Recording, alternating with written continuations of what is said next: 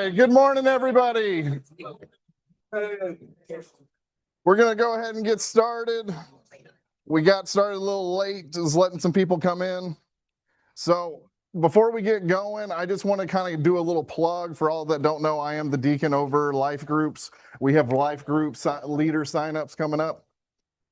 Got to turn my mute off.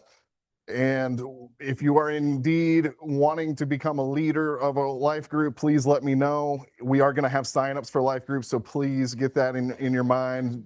Joining a small group, or what we call a life group, and getting more out of your church experience. So if you are interested, let me know. Signups are going to start on August 9th, and we're going to get everybody into a group that wants to be in a group. So who read this week? All right, as I'm going to need a lot of participation, there's a lot of moving parts, and we're kind of skipping around a lot. So we're focusing on like 5 different topics. So we're going to try to hit on every single one as we go through this. So just to kind of recap, this is what I was talking about when it's kind of skipping around a little bit. So we get a little bit of Micah, we get the Chronicles and Kings, we get a lot of Isaiah, and we have all these different storylines that are going on. So we kind of need to kind of bounce around a little bit, kind of be open. But the first thing we're going to do is we're going to start with Micah. So what does this week's reading teach us about trusting God when we are surrounded by threats? So whenever we're surrounded by, we see a lot of things that are going on with this week's reading about people being surrounded. We have Hezekiah and the Assyrians slowly coming up and are making their push on Jerusalem. We have the many different idols that are going on and the non-believers who are preaching these idols. So what is this week's teaching us about trusting God and when we're surrounded, when we feel trapped? Trusting God really includes your worship of Him and not the idols. And that was the problem that Israel had. They were worshiping idols. And it's impossible for them to trust God. That in the case, and they suffered from it. Yeah. Go ahead, Jeremy. Supplementing what Dwight said of looking to other people, when I concluded last week, the people of Judah turned to Egypt for help. As crazy as that sounds, that's what happened. Yeah. They turned to Egypt through a treaty or through a treaty. Yes. So when we're surrounded by threats and we're surrounded by all this information that's coming out, all these different moving parts, we kind of have to be trusting that we are in fact doing the right thing. So let's take a look at Micah. This is my first question when we're talking about Micah. So Micah was a very small section, but we're going to kind of do one question on this. So we have to summarize Micah. What was the Lord require and how is it still relevant?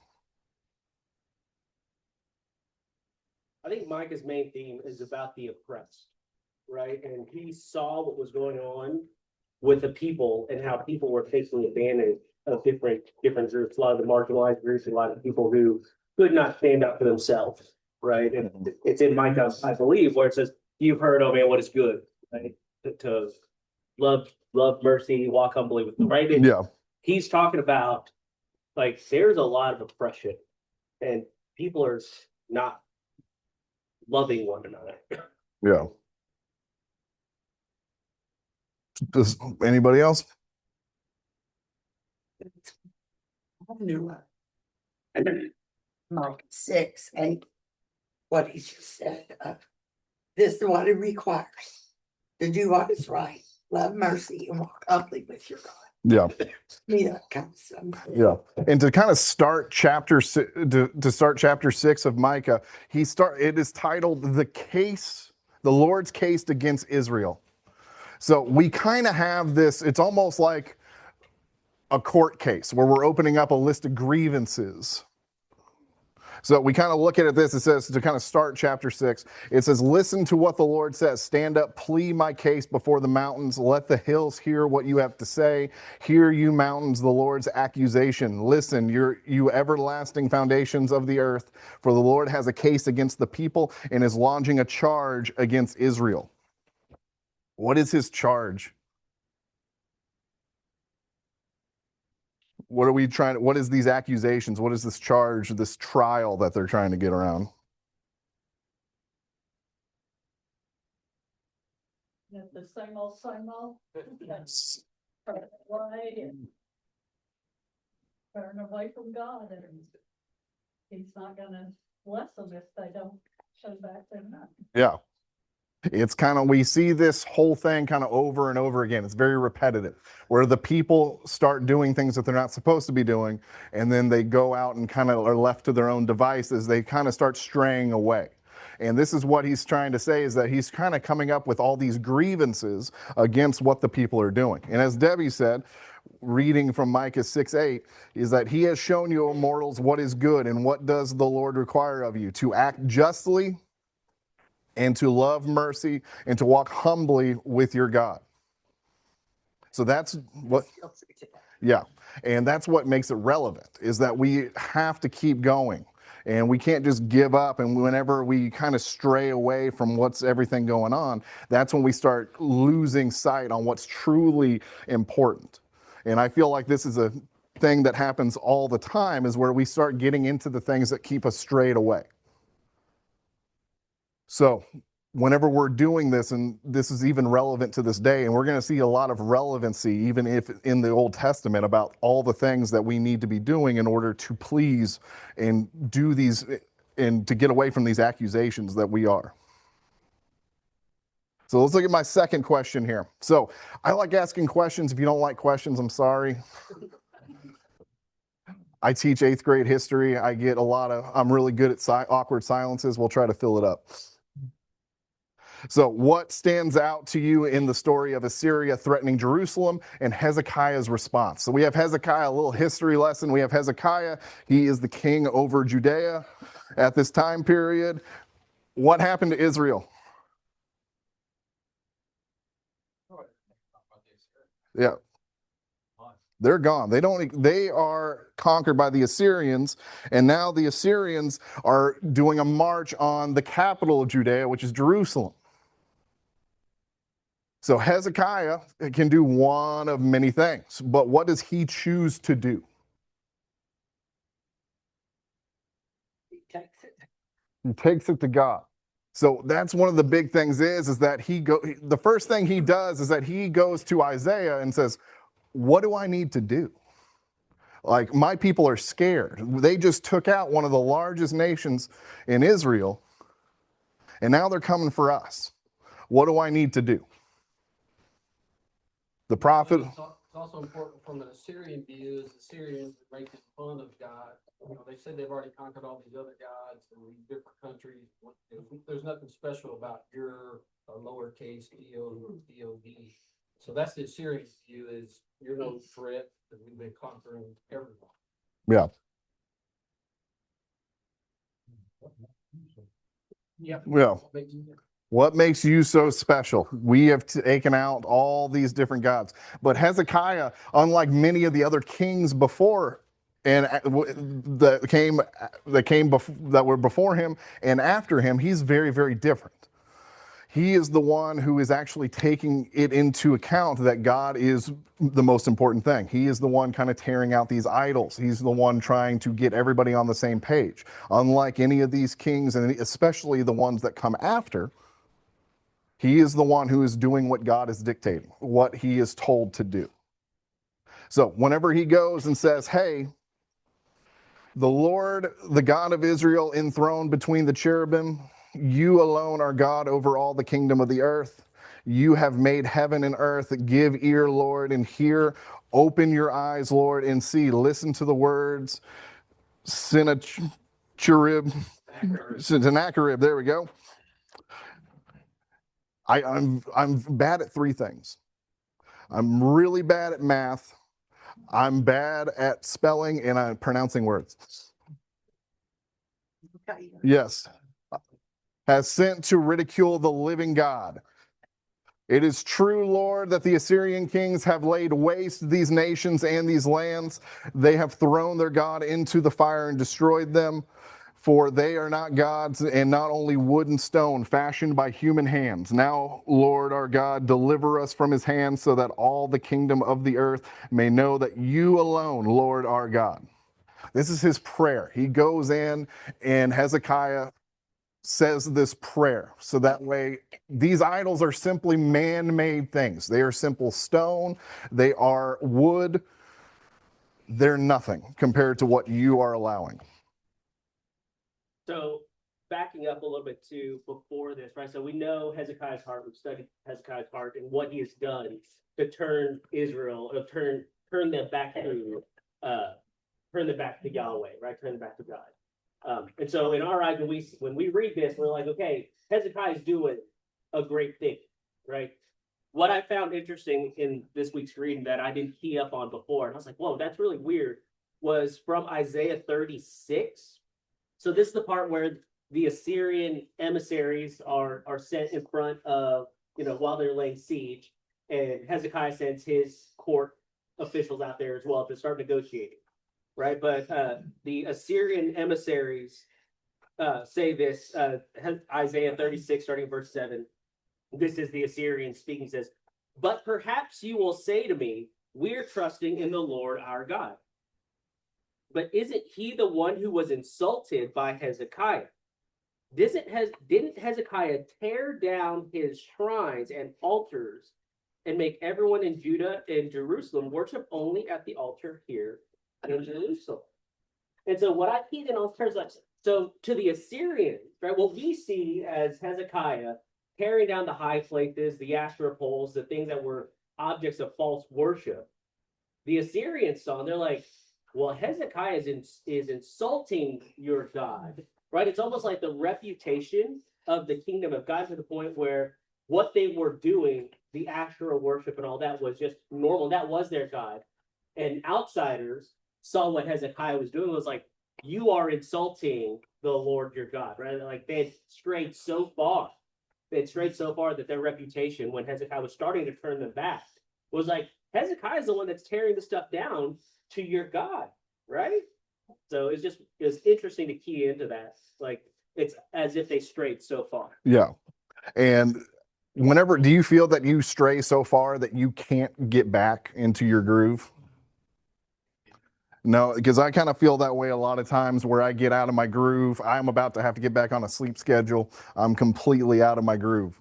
So I got to get back into it. Do you guys feel that whenever you stray off, like we have seen, is it possible to come back? Is it easy? No. Here's us in the direction that we need to go. It's up to us to take advantage of that correction. The Holy Spirit, that's his role. One of them is to keep us on the path of the way that we're called in that. Yeah. Go ahead. Y'all probably have been out of town for the last 3 weeks, but y'all may have discussed this. And I'm sorry if I'm rehabbing stuff, but I was kind of raised as a child or whatever, and young adult, of hearing these stories and thinking, well, it's an either or, and you're answering this out quite well. The worship of God, the Israelites in their desire to be like, and the Judeans too, desire to be like everyone around them, and fit in the culture and all that, have really contaminated the worship of God. It isn't that they gave up on Yahweh. They tried bringing everything else with it. It's like the idolatry that we have now. We want to be as much like the people around us. We can't stand out too much. And so we bring in the idols of the culture around us and start negotiating and acting like other nations. And this, you end up corruption and contamination. And I've even read, I don't know whether I take it literally or not, but there's archaeological evidence. You go into, the Israelites, this period were actually polytheistic, yada, yada, yada. Because we find these remnants in Jerusalem of these, the Baals and Asherahs and other gods. They just tried to please everybody. And that's really what set God on. Pleasing everybody. God, period. So that's kind of where it goes in as is that whenever you see someone like Hezekiah trying to be delivered, he is not the first instinct isn't to give up.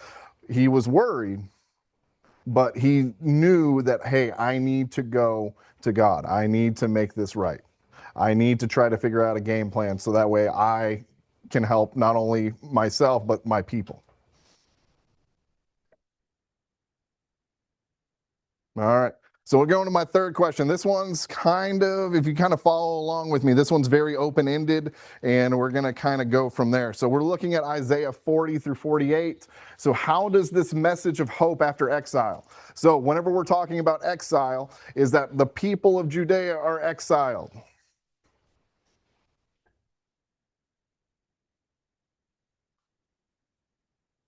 What does exiled mean? No way. Take him somewhere else. Taken somewhere else. Hit the road, hit the bricks. We got to go somewhere. Where have we seen this before?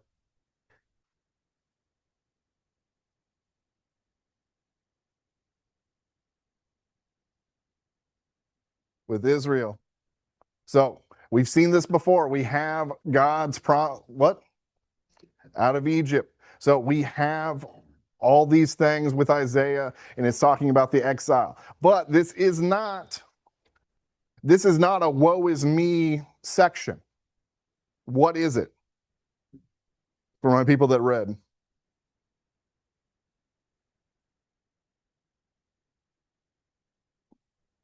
Well, I'm in control, and I'm gonna bring you back. Don't give up. don't give up.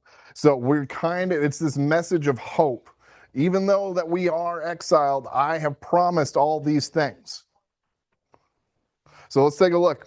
So, but those who hope in the Lord will renew their strength. They will soar on wings like eagles. They will run and not grow weary, and they will walk and not be faint. So they used to be on our bus when we had the big Silver Eagle bus. That was on our bus. Was that Bible verse? So is this in exile? You're kind of at your lowest of the lows. You've lost everything. Wouldn't the first thing be woe is me? Have a little pity party for a minute? I know I would.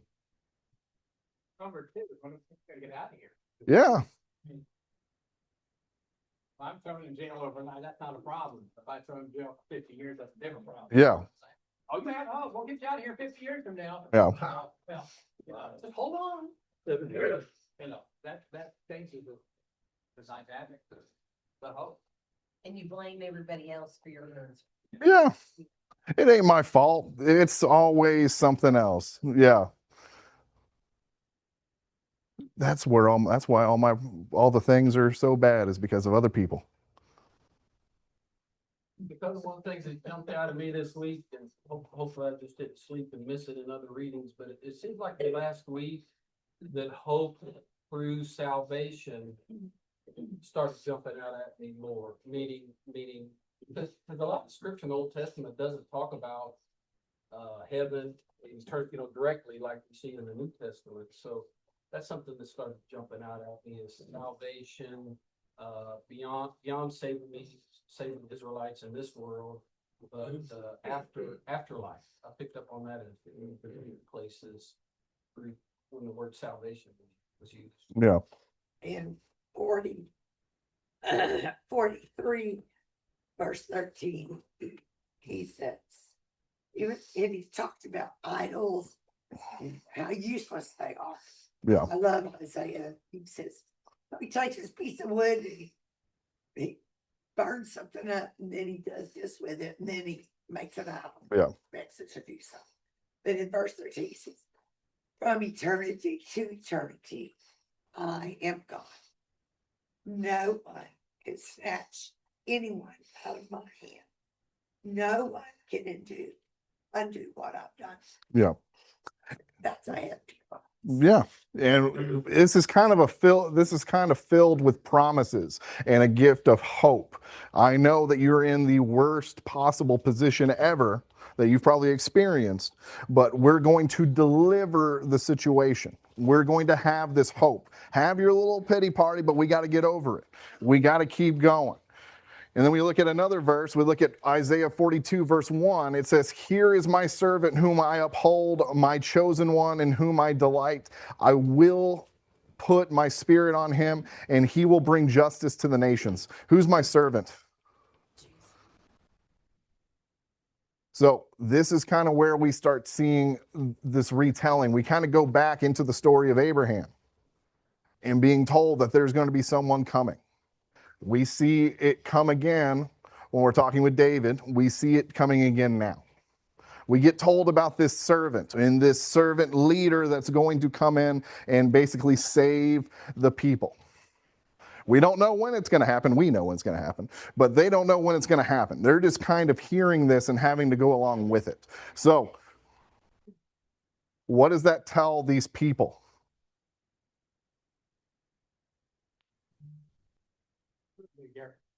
Guarantee of salvation, you know. At some point, like, well, it might happen in the future. Yeah. Not happen in my future, but it will happen in Yeah. Go ahead, Jeremy. So this is still to David's point, what we're talking about, and I apologize for taking stuff from me. So, but in Isaiah 56, this is one of them that I noted. And it also, remember, we always talk about the question, why do bad things happen for good people, right? And we're all suffering, right? I shared a testimony last week about loss. So that this one hit home on page 972, Isaiah 56, verse 57. If I got that number right. Good people pass away. The godly often die before their time, but no one seems to care or wonder why. No one seems to understand that God is protecting them from evil to come. Pausing intentionally. For those who follow godly paths will rest in peace. That's powerful. Yeah. That answers the question. Right? Protecting us from whatever here on the earth. That's the way I read it. Will rest in peace. Amen. Yeah. So, do someone raising? Okay. Go ahead. This was exile that was coming from Judea, was going to be 70 years.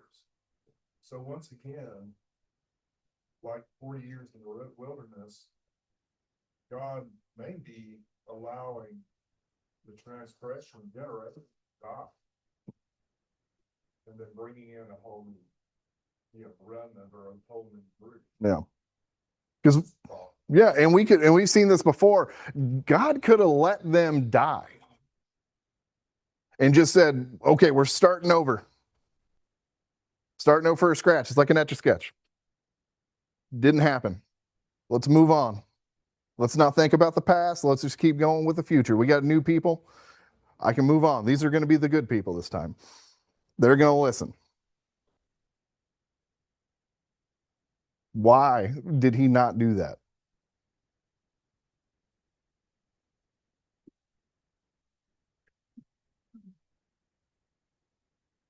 I think because God always works with a remnant. There's always a remnant, and He brings up that remnant, like Noah or Lot or lots of other examples.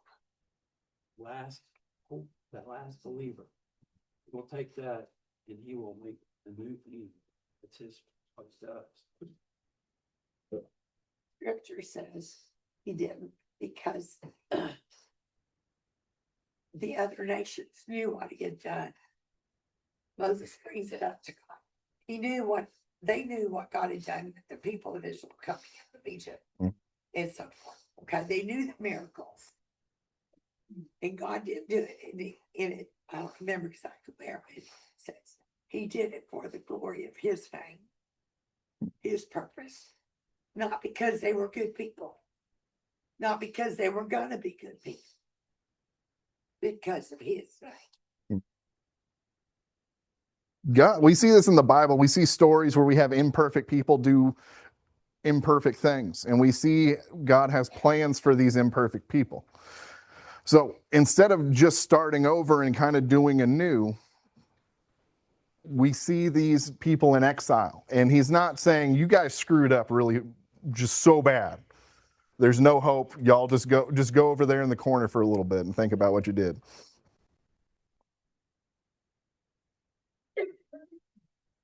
So my last verse in this is from 40. Yeah, go ahead. Yeah. Spoken like a true teacher. So this is my last verse I have. It says, this is Isaiah 48, 20 through 22. So it says, leave Babylon, flee from the Babylonians. Announce this with shouts of joy and proclaim it. Send it out to the ends of the earth. Say, the Lord has redeemed his servant Jacob.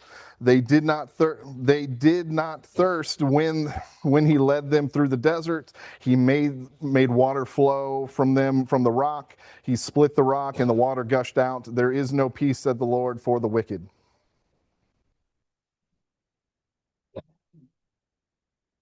What are your thoughts on that? Go ahead. Whatever.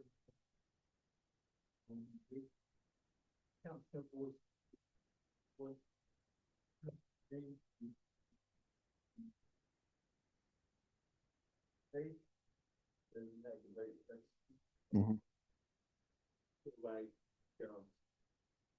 the situation is like whatever you're going, and I want to say earlier, it's pretty redundant because it happens all the time. It sounds like something what was, but in every situation, you got a choice. Mhm. Do we make the best choices in life? I don't know about y'all, I don't. So we're leaving Babylon, we're fleeing the Babylonians. We do like Hezekiah and put it before the Lord. Yeah. You know, so many times I go off and just do things without thinking. Sometimes it's very simple things where I don't need to think about it, I just can do it. Then there's times where whenever I actually need to think about it, would it be easier to go to God first rather than me just trying to figure it out?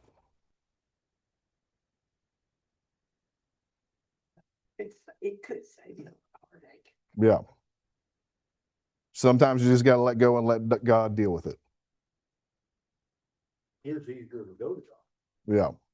But what's our Well, our natural instinct is try to force a square peg through a circle hole and try to make it work until we actually get it right. Go ahead.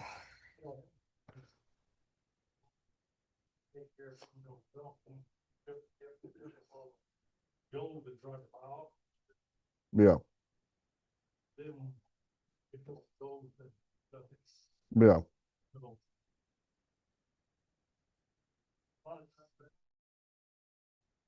we run out our. Yeah. Like I said, it'd be much easier instead of going through all the option A through whatever and just going to God first. Hezekiah, he didn't hesitate. He went straight to it. Really did it out. The Babylonians come in. That was his one mistake. Wouldn't try to go into, like I said, there's a lot of moving parts. So if I skip over anything, it's not on purpose. It's more of just to try to keep the conversation going.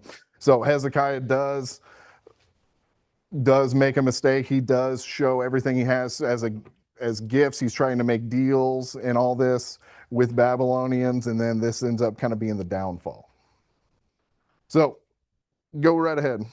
So I also find it interesting too, like right before this, Isaiah talks about Cyrus, right? Like he talks about his servant Cyrus, the anointed Cyrus, who's the king of Persia.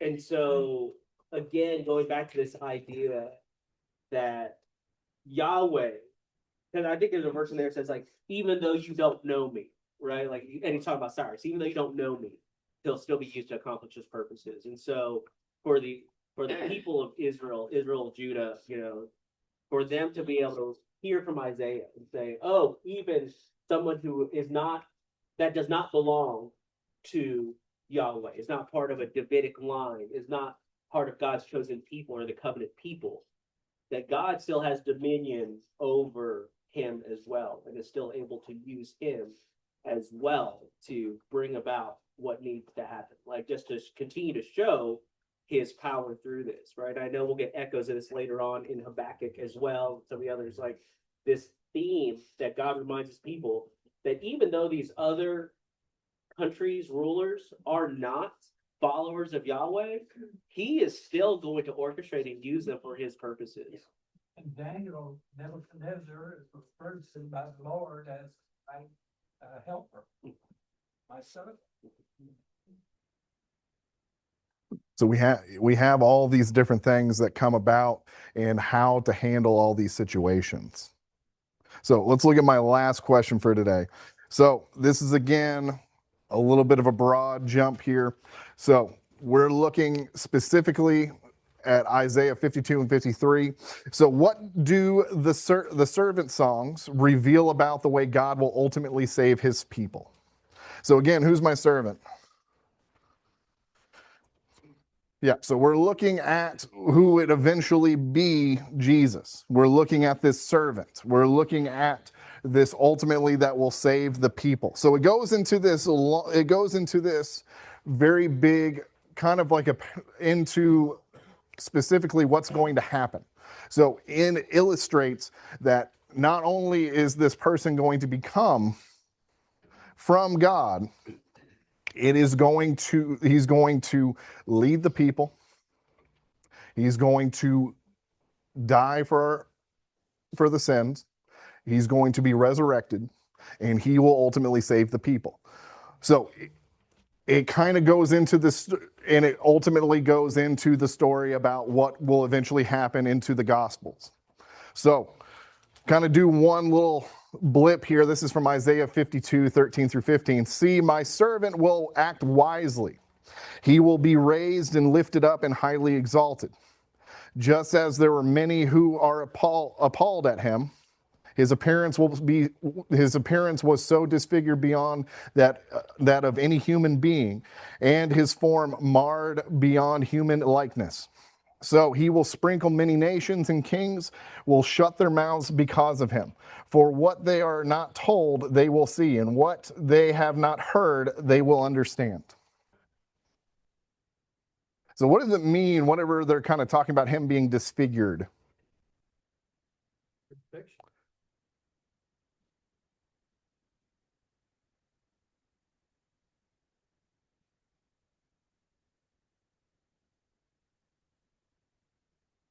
I don't, there's not an exact answer what we're saying right here. I just want to hear what y'all have to say.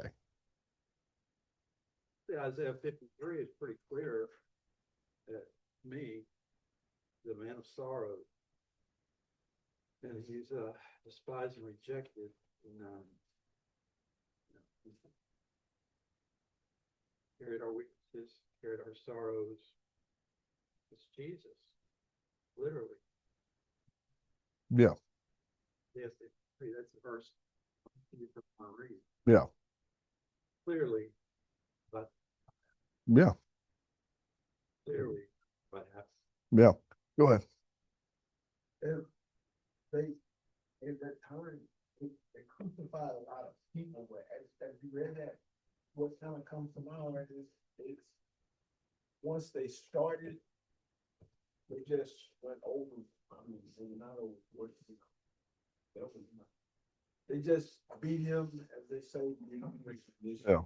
but the fact of the sacrifice and in the end, just so you bring mixed nations, to me, it seemed like because it was such a brutal act, you know, beyond regular crucifix, like, Yeah.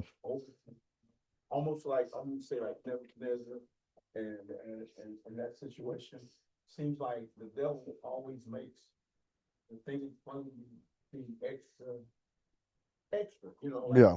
why you gotta go get the biggest guys in the army and throw them in the fire? Why you gotta heat it 7 times hotter? Won't regular fire cook me? You know, and then you have to hope for your protection. Yeah. Rising God. Yeah. It was God that did that. Yeah. God that brought that mighty hammer on. Because it had to be the ultimate sacrifice. Yeah. Beyond anything that we could ever imagine. Yeah. God did that. Yeah, and in the reading as you goes through, it will talk about how people are going to say that why would God let this happen? And it's not because God let it happen, it's because it was designed that way. It was like a lamb to slaughter. So whenever we're reading this and we're kind of seeing we're projecting a little bit. We're trying to say, hey, this is what's going to happen. And we're giving all these key details about everything. So we even look at Isaiah 53, 4 and 5. So surely he took up our pain and bore our suffering, yet we consider him punished by God, stricken by him, and afflicted. But he was pierced for our transgressions. He was crushed for our inequities. Is that how you spell it? Ooh, I got it right.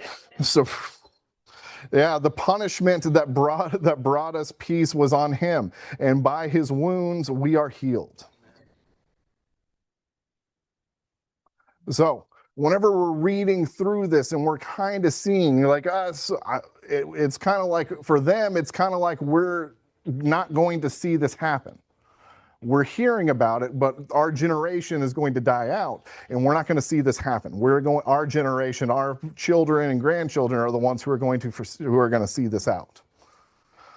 So to them, understanding that this isn't going to happen yet, that they're not going to be around to see this, does that change their mind at all? Does that make it easier to follow God, or does that make it harder? Okay. It's like your parents tell you, whenever I was a kid, my dad would always get me to go places with him. It would always be like, okay, hey, you want to go to McDonald's? Yeah, well, we're going to go to the auto pot store. We're going to go to Home Depot. We got to go to the bank. We got to do this, and then we got to go to McDonald's. We got to do all these errands before we get to the designated point. Does that make you feel any better once it actually happens? I think Jews were well acquainted with prophecy. They knew prophecy, and they were looking for this, to be fulfilled someday.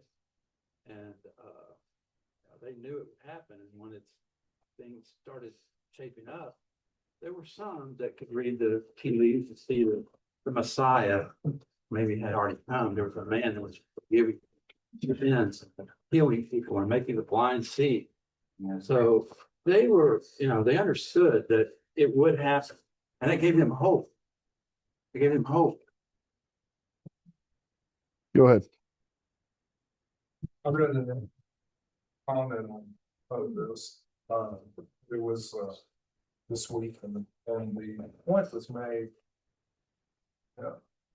The pastor or rector, who this was asking, someone, well, what do you think of Jesus? And the person said, well, he was nailed to the cross, he rose again. And the rector said, no, you missed the whole point. You can't be a Christian unless you see it is you on that cross that was crucified for your sin. And so Jesus took that punishment we all deserve. And we can't, we always like to think of ourselves as good people. I bet, the Jews were like that too. Well, Yeah. we're better than the nations around us. But that's not the case. We have sin, and the penalty for sin is debt, and really death on the cross. And Jesus took that upon himself so that we did not have to do that. And that is grace. That is the gift of Christ. Yeah. Go ahead, sir. Back to your question about how you look at, it's the same situation with us today. What's our hope? But he comes again, right? Yeah. It's a new heaven and a new earth. That can happen probably in our lifetime. Maybe, but that's a maybe, not guaranteed. So the thing is, it may not happen in my lifetime or my kid's lifetime or my grandkids' lifetime, but I know it's gonna happen. It's not gonna change my belief system if it happens 5,000 years from now or from around 2015. It shouldn't make a difference. And to them, it doesn't make the difference, shouldn't have made the difference. I think the second thing I would like to say is the fact that up to this point in time, these people felt that there was some nation was going to save them. They went to Egypt, they went to Syria, they went to all these places. And what does 53 say? It's not a nation. It's a human thing. Yeah. Their whole life, the the concept of what's going to happen. We're not going to have a savior in our president or our dictator or whoever it is. I mean, that's, we did the same thing. They would, this person's going to save our country. This person's going to save our town. This person's going to save our church or whatever. It's not going to happen because it's Jesus Christ. It's an individual, not a nation, not a group of people, not a country or something. Yeah. So we need to look that way on our lives also. Yeah. Yeah. Go ahead, Jeremy. Amen. Yeah, to supplement everything you said, thing that continued to hit home on me in the reading is, I think I knew this, but probably didn't have enough appreciation, but Isaiah is the most cited prophet in the New Testament, including by Jesus, I think, pretty close to that, but Jesus is cited, and I read some of the, we did that as a handout last week. And I also used the elephant in the room. Don't forget about the elephant in the room, because our job is to go make disciples of all nations. 80% of the world does not believe, when you sit with 80% of the world, when we try to plant seeds, do not believe what we're reading here, that the prophet is Jesus. So we can't ever miss the forest for the trees. Pick your religion. Islam believes in Isaiah. They'll say thumbs up. Isaiah was a great prophet, but they'll say you're going a wrong direction when you're starting to talk to Jesus, reading Jesus. And so that's you got to be prepared. I have to be prepared. 80% think what we're reading is Christ. You see Christ in all this? They're very knowledgeable in their beliefs, just like we're strong in ours. So those are things I think about as I travel through the Old Testament, making disciples. 8% don't believe what we're reading. Yeah. So this is kind of the interesting part that kind of goes with it, is that there are so many people, whenever we're reading this or hearing this, was, when do we get this? When does this going to happen? And for us, we know that we already know what happens. Now, a lot of people kind of say the punishment was brought us, peace was on him, and by his wounds we are healed. Why do some of us not feel healed?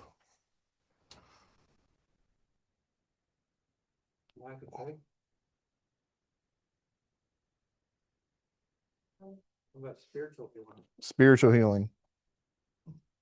God's forgiven us. The problem is it's hard for us to forgive ourselves. Yeah.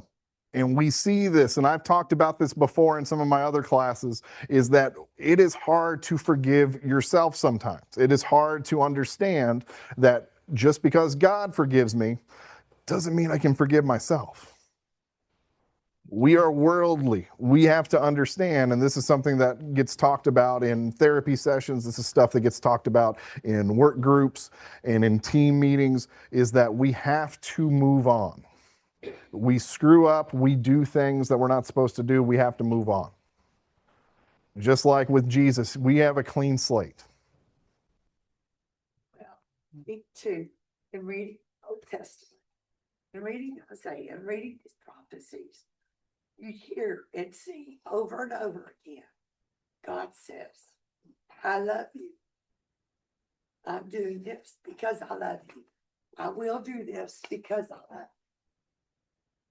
when we get to wallowing and feeling like we're not healed, we need to remember, even though we're going through difficult times, he loves us. He always loves us, Yeah. always. Go ahead. Yeah. Go ahead. Didn't start us off with a song, but I'm gonna end it with one. Okay, do it. How deep the Father's love for us. Think about the words in that song. Yeah. How vast beyond all measure. That he should give his only son to make a wreck his friend. I don't think I need to read anything else. Yeah. We're wretched people. But he loves us so much, he views us as a treasure. And was willing to give the price for that treasure. And he will do whatever it takes to bring us back to him. Yep. That's what he did for them. Mm-hmm. That's what he will do for us. Yep. I just want to say before we, yes, I appreciate the prayers you guys had for the Sandy Medical Commission the last 3.5 weeks. Over 8,700 patients were seen. 8,000 were medical, 170 baptisms. These two villages that we did. The word is life. Yeah. And just like we are who we are the lifeblood of Christ. We are the living, breathing word. We need to take that word, we need to share it, we need to know that we are saved and not stand and regret the things that we have done and work on the things about what we can do. So thanks for coming to class this morning. Like I said, if you are interested in in life groups, please let me know. I'll be here for a little bit, but go with God. Have a good day.